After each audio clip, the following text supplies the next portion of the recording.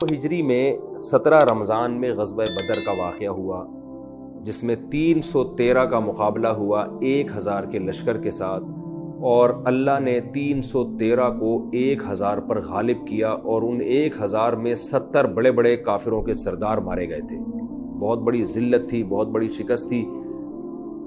اور اس غزوہ بدر میں اللہ نے مومنین سے وعدہ بھی کیا تھا، کیونکہ مسلمان بہت کمزور تھے، انسان ظاہری اسباب سے اس کو تسلی ہوتی ہے، تو اللہ نے ایمان والوں سے وعدہ کیا تھا کہ میں تمہاری 3000 فرشتوں کے ذریعے مدد کروں گا، جن کے مخصوص لباس ہوں گے۔ یعنی مخصوص لباس اصل میں اس کی علامت تھا کہ یہ اسپیشل تمہاری مدد ہی کے لیے اترے ہیں، کیونکہ اکثر جو لڑنے والے فوجی ہوتے ہیں ان کی مخصوص ڈریسنگ ہوتی ہے، مخصوص وردی ہوتی ہے ان کی۔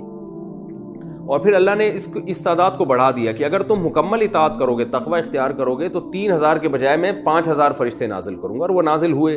بعض صحابہ نے اپنی آنکھوں سے دیکھے بھی، احادیث میں اس کا تذکرہ ملتا ہے۔ تو اس میں مسلمانوں کو غلبہ ہوا، تو مشرکین مکہ یہ جو ذلت ہوئی تھی اس کے انتقام لینا چاہتے تھے، اور حضرت ابو سفیان اور حضرت خالد ابن ولید رضی اللہ عنہما، جو اس وقت تک مسلمان نہیں ہوئے تھے، ان کی قیادت میں انہوں نے ایک لشکر تشکیل دیا کہ ہم مدینہ پہ چڑھائی کرتے ہیں اور مدینہ کو صفحہ ہستی سے ہم مٹا دیں گے۔ اور بالآخر انہوں نے 3 ہجری میں شوال کے درمیان میں، یعنی اگلے سال، تقریباً 1 سال گزرا تھا، وہ مدینہ میں آئے چڑھائی کے لیے، اور رسول اللہ صلی اللہ علیہ وسلم نے صحابہ سے مشورہ لیا کہ ہم مدینہ کے اندر رہ کے لڑیں یا مدینہ کے باہر جا کے لڑیں۔ تو جو بڑے بزرگ صحابہ تھے، خود نبی کا اپنا مشورہ بھی یہ تھا کہ ہم مدینہ کے اندر رہ کے لڑتے ہیں، اس میں ہم دفاع کر سکتے ہیں زیادہ، کیونکہ دشمن طاقتور ہے، ہم ایکسپوز ہو جائیں گے، بالکل نمایاں ہو جائیں گے، تو اس میں ہماری شکست کا اندیشہ زیادہ ہے۔ لیکن زیادہ صحابہ نے مشورہ یہ دیا باہر نکل کے لڑیں گے، تو آپ نے بھی پھر ارادہ کر لیا کہ ہم باہر جا کے ہی لڑیں گے۔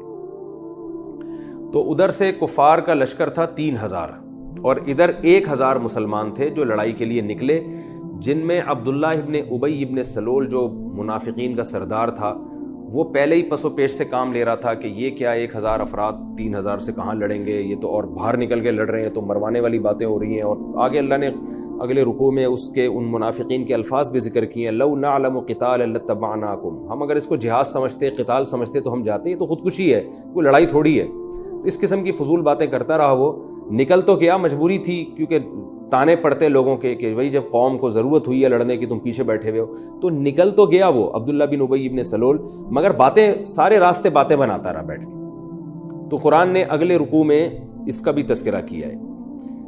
تو اس کمبخت نے کیا کیا، جا کے اتنی باتیں کرتا رہا ہے کہ عین میدان جنگ سے پھر 300 افراد کو واپس لے آیا، وہ اس کی باتوں میں آ گئے وہ 300 آدمی، تو 1000 میں سے 700 افراد رہ گئے۔ آپ کو پتہ ہے جب لڑائی بھی سخت ہو اور اس قسم کی نیگیٹیوٹی پھیلانے والے لوگ موجود ہوں، اور ساتھ ساتھ وہ حوصلے پست کر رہے ہوں، تو بہت سے بلند حوصلوں والوں کے حوصلے بھی پست ہو جاتے ہیں۔ یعنی اس موقع پہ تو موٹیویشن کی ضرورت ہوتی ہے، بجائے نیگیٹیوٹی پھیلانے کی اور یہ باتیں کہ یہ کیا ہو رہا ہے، یہ تو لڑائی تھوڑی ہے، ہم تو لڑ نہیں سکتے، یہ تو مدینہ کے اندر رہ کے لڑنا تھا، باہر کیوں آ گئے، یہ تو غلط ہو گیا، یہ صحیح نہیں ہو رہا، اور اندر رہ کے ہم دفاع زیادہ اچھا کر سکتے تھے، اس طرح کی باتیں وہ کرنے لگا۔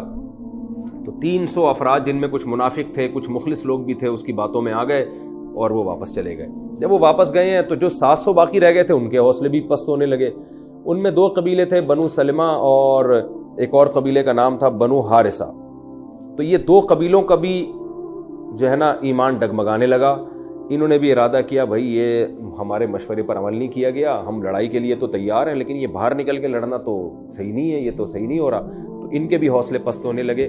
لیکن قرآن کہتا ہے کہ اللہ ان کا دوست تھا، یہ مخلص جماعتیں تھیں، تو اللہ نے ان کے دلوں کو تھام لیا اور شیطان کے وسوسوں سے ان کو بچا لیا، اور عبداللہ بن ابی ابن سلول کے جو فتنہ تھا اس سے اللہ نے ان کو بچا کے ان کے دلوں کو مضبوط کر لیا۔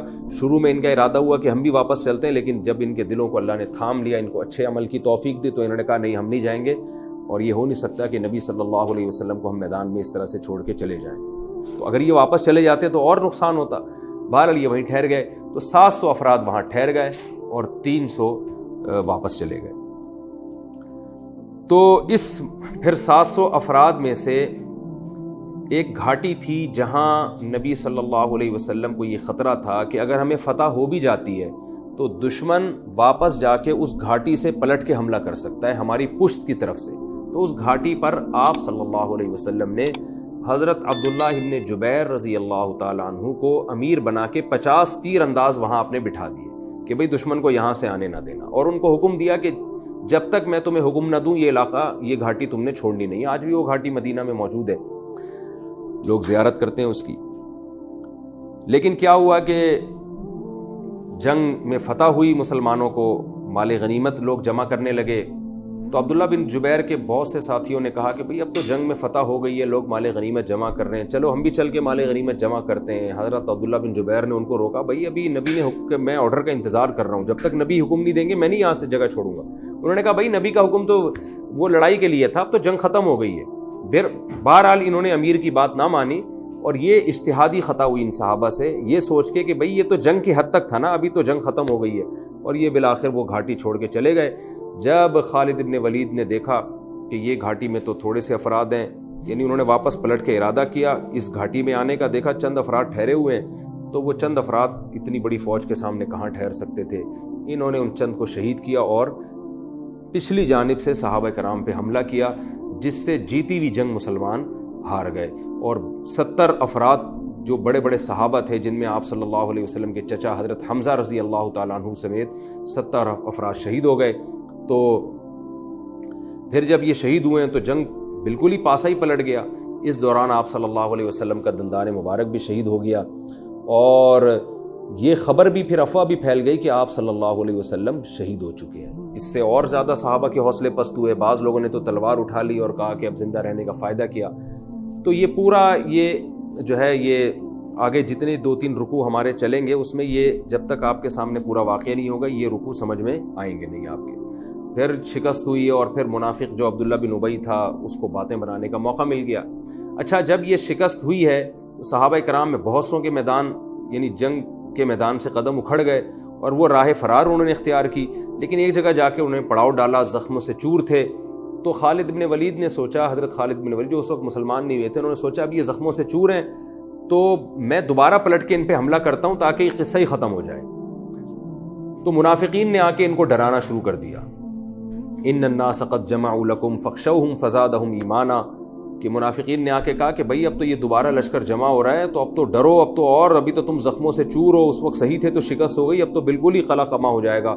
لیکن صحابہ کرام نے ہمت کی، اور نبی صلی اللہ علیہ وسلم نے بھی ان کے حوصلے پس جو بلند کیے، اور ان کو ہمت دلائی کہ تم بھاگنے والے نہیں ہو، تم تو پلٹ کے حملہ کرنے والے لوگ ہو۔ تو صحابہ نے دوبارہ ہمت کی، اور جب وہ دوبارہ کھڑے ہوئے تو خالد بن ولید خوف زدہ ہو گئے کہ بھئی یہ تو شکست کھانے کے بعد بھی ان کے حوصلے پس نہیں ہوئے ہیں، اور اتنے زخموں سے چور ہو کے بھی دوبارہ لڑائی کے لیے تیار ہیں، تو ایسا نہ ہو کہ دوبارہ جو ہمیں وقتی طور پر فتح ملی ہے کہیں یہ دوبارہ شکست میں تبدیل نہ ہو جائے، اور ان کے حوصلوں کو دیکھ کر وہ وہاں سے فرار ہو گئے۔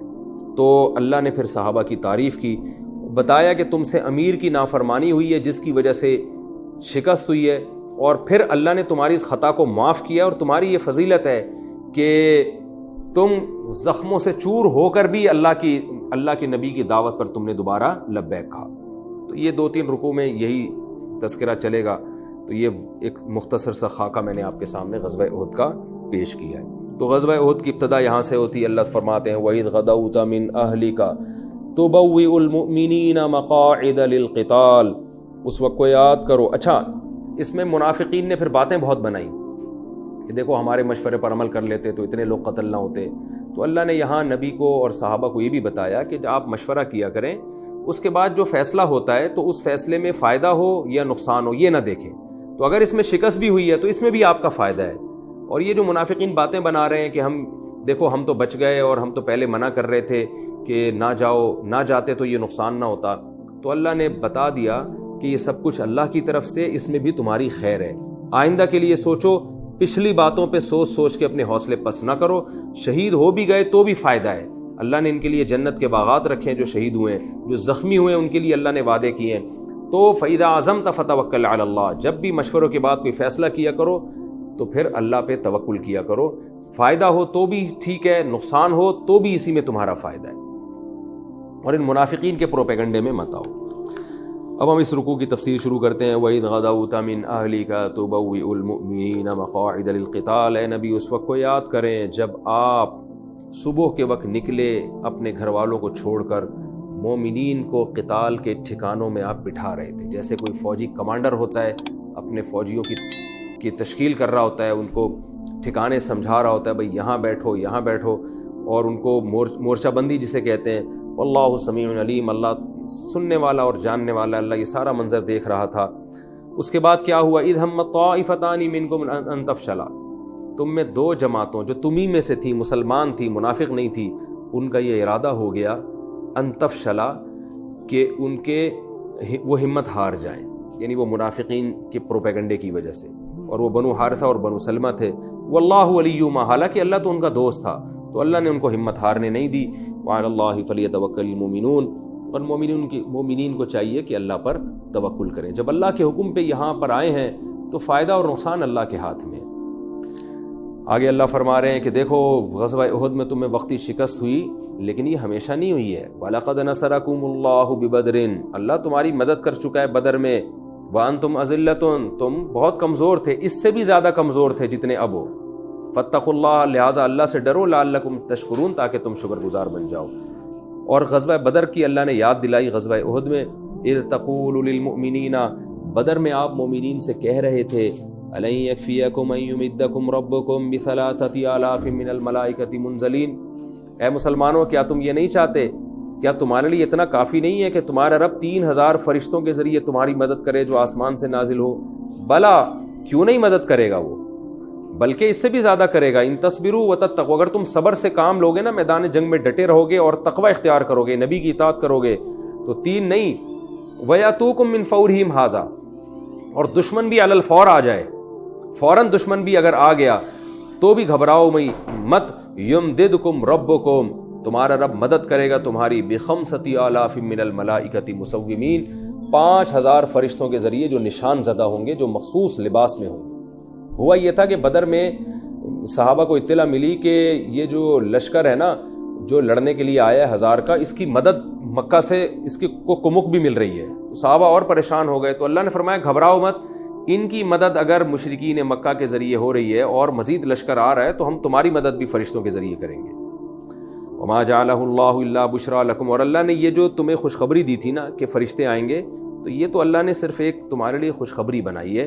وَلِتَطْمَئِنَّ قُلُوبُكُمْ بھی, اور تاکہ تمہارے دل ظاہری طور پر بھی مطمئن ہو جائیں. انسان اسباب کا بیچارہ وہ اسباب پر بھروسہ زیادہ کرتا ہے, ایک اس کی نیچر ہے کہ وہ جب تک دیکھ نہیں لیتا تو زیادہ اطمینان نہیں ہوتا. تو اللہ کو تمہارے ایمان پر بھی اطمینان ہے, لیکن اللہ کو پتہ ہے کہ جب تم اپنی آنکھوں سے فرشتے دیکھو گے اور اللہ کے وعدے سنو گے تو اور اطمینان ہو جائے گا. لیکن حقیقت میں اللہ کو ان سب چیزوں کی ضرورت نہیں ہے. کیوں؟ وَمَن النَّصْرُ إِلَّا مِنْ عِنْدِ اللَّهِ, حقیقی مدد تو اللہ کی طرف سے ہوتی ہے. العزیز, جو ہر چیز پر غالب ہے, الحکیم, اور حکمت والا ہے. اور اللہ نے یہ سب کچھ کیوں کیا تھا بدر میں؟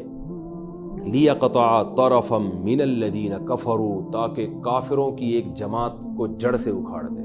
جیسے کہ 70 ان کے بڑے بڑے سردار ابو جہل جیسے لوگ قتل ہو گئے اس میں. او یکبتہم, یا اللہ ان کو رسوا کر دے, شکست دے دے, جیسے کہ باقیوں کو شکست ہوئی. فینقلبوا خائبین, اور وہ واپس لوٹیں رسوا ہو کر. یہ سب کچھ اللہ نے اس لیے کیا اور اللہ نے اپنا وعدہ پورا کیا. لیس لک من الامر شیء, اے نبی آپ کے لیے اس معاملے میں کچھ بھی نہیں ہے. او یتوب علیہم, الا یہ کہ اللہ ان کی توبہ قبول کر لے, یا اللہ ان کو عذاب دے دے اس لیے کہ ظالم. اس کا مطلب یہ ہے اس آیت کا کہ غزوہ احد میں آپ صلی اللہ علیہ وسلم کے جب دندان مبارک شہید کیے گئے تو آپ نے فرمایا وہ قوم کیسے فلاح پا سکتی ہے جو اپنے پیغمبر کے ساتھ یہ کچھ کرے. اور اسی طرح یہ بھی بعض احادیث میں ہے کہ آپ نے رعل اور زکوان قبیلہ جو مسلمانوں پہ بڑا ظلم کر رہے تھے ان کے نام لے کے آپ نے بد دعا کرنا شروع کی. اور بعض احادیث میں آتا ہے کہ 1 مہینے تک آپ نے فجر میں قنوت نازلہ پڑھی ہے کہ جو مسلمان قیدی تھے مشرکین مکہ کے پاس جن پر ظلم ہو رہا تھا, تو ان ظالموں کے خلاف آپ نے بد دعا کی. اور بھی روایات ہیں اس میں بہت ساری کہ مخصوص کافروں کا نام لے کر آپ نے بد دعا کی. لیکن یہ وہ کافر تھے کہ اللہ کے علم میں یہ بات تھی کہ یہ بعد میں مسلمان ہو جائیں گے, تو اس لیے اللہ نے اس بات کو پسند نہ کیا. اور اللہ نے آپ صلی اللہ علیہ وسلم سے فرمایا لیس لک من الامر شیء, اے نبی آپ کے لیے اس معاملے میں کچھ بھی نہیں ہے. یہ کنایا ہے کہ آپ کو کیا اس سے کہ یہ اسلام لاتے ہیں یا نہیں لاتے, یہ ظلم سے توبہ کرتے ہیں یا نہیں کرتے, آپ تو مبلغ ہیں, آپ دعوت دیں, یہ اللہ کا کام ہے. او یتوب علیہم, کہ یا تو اللہ ان کی توبہ قبول کر لے گا, او یعذبہم, یا اللہ ان کو خود ہی عذاب دے دے گا اس لیے کہ یہ ظالم ہے. یعنی اگر اللہ عذاب دے تو وہ بھی ٹھیک ہے، اس لیے کہ یہ ظالم ہے، ان کو سزا ملنی چاہیے، اور اللہ ان کو معاف کر کے توبہ کی توفیق دے دے تو اللہ کی رحمت سے یہ بھی بعید نہیں ہے، اور یہ توبہ کریں گے تو فائدہ کل آپ کو ہوگا۔ یہی عرب لوگ کل ہدایت حاصل کر کے آپ کا دست و بازو بنیں گے، جیسے کہ خالد ابن ولید کو اللہ نے توبہ کی توفیق دی، ابو سفیان رضی اللہ عنہ کو اللہ نے توبہ کی توفیق دی، اور یہی لوگ اسلام کی سربلندی کا پھر بعد میں ذریعہ اور سبب بنے۔ تو اللہ نے آپ صلی اللہ علیہ وسلم کو بد دعا سے روک دیا۔ اسی وجہ سے علماء کہتے ہیں کہ امام شافعی کے ہاں تو فجر کی نماز میں ہمیشہ قنوت نازلہ پڑھی جاتی ہے، جمہور علماء کے ہاں کوئی بہت سخت مخصوص حالات ہوں تو اس میں تو پڑھی جائے گی، نارملی نہیں پڑھی جائے گی۔ لیکن یہ بھی اس کافر کے بارے میں جس کے بارے میں ہمیں پتہ نہ ہو کہ یہ ہدایت مقدر میں ہے یا نہیں۔ نبی کو اس لیے روک دیا گیا کہ اللہ کے علم میں یہ تھا کہ نبی جن کافروں کا نام لے کے بد دعا کر رہے ہیں کل ان کو ہدایت ملنی ہے، تو اس لیے آپ صلی اللہ علیہ وسلم کو اللہ نے منع کر دیا۔ آگے فرمایا وَلِلَّهِ مَا فِي السَّمَاوَاتِ وَمَا فِي الْأَرْضِ، سارے اختیارات اللہ کے پاس ہیں، تو اللہ عذاب بھی دے سکتا ہے، اللہ رحم کر کے توبہ کی توفیق بھی دے سکتا ہے، تو ساری ملکیت اللہ کے پاس ہے۔ یغفر لمن یشاء، جس کو چاہتا ہے، جس کی چاہتا ہے مغفرت کرے، ویعذب من یشاء، جس کو چاہتا ہے اللہ عذاب دے، واللہ غفور الرحیم، اللہ غفور اور رحیم ہے۔ کیا مطلب؟ ان میں زیادہ کو ہدایت کی توفیق ملے گی کیونکہ اللہ کی رحمت اللہ کے غصے پر غالب ہے، اور حقیقت میں بھی ایسے ہی ہوا۔ اکثر مشرکین پھر اس بعد میں فتح مکہ کے موقع پر ایمان لے آئے تھے۔